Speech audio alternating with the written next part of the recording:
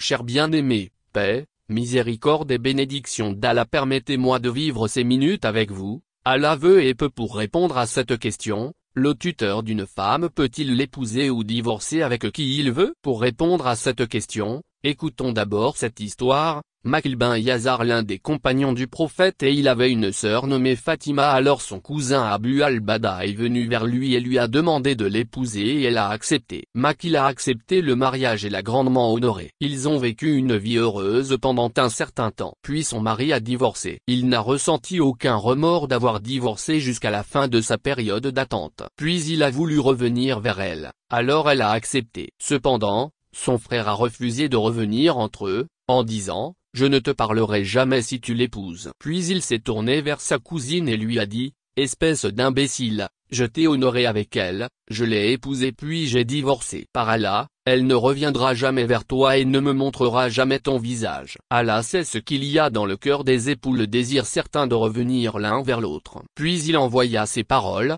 lorsque vous divorcez des femmes et qu'elles ont atteint la fin de leur période d'attente, ne les empêchez pas d'épouser leur mari s'ils s'accordent mutuellement sur l'équité. Ce conseil s'applique à vous tous qui croyez en Allah et au jour dernier. Ceci est meilleur et plus pur pour vous et Allah le sait et vous ne le savez pas. Alors le messager d'Allah appela Makil bin Yazar et lui récita le verset puis lui dit: si tu es croyant, n'empêche pas ta sœur de retourner à Abi al-Bada. Alors il dit: écoute mon Seigneur et obéis. Alors Makil dit à Abu al-Bada: je vais t'épouser, t'honorer et expier mon serment. Cher bien-aimé, nous apprenons de ce qui précède: 1. La divorcée révocable a le droit de retourner auprès de son premier mari que ses règles soient expirées ou non. 2. Le tuteur d'une femme n'a pas le droit de l'empêcher de retourner auprès de son mari divorcé si elle le souhaite. Mesdames et messieurs, 3. Le tuteur de la femme n'a pas le droit de la contraindre à retourner auprès de son premier mari si elle ne le souhaite pas. 4. Une femme ne peut se marier sans la permission et le consentement de son tuteur si elle est vierge ou si elle a déjà été mariée. Lorsque Yahya bin Ma'in a rapporté du hadith d'Aïcha que le messager d'Allah a dit: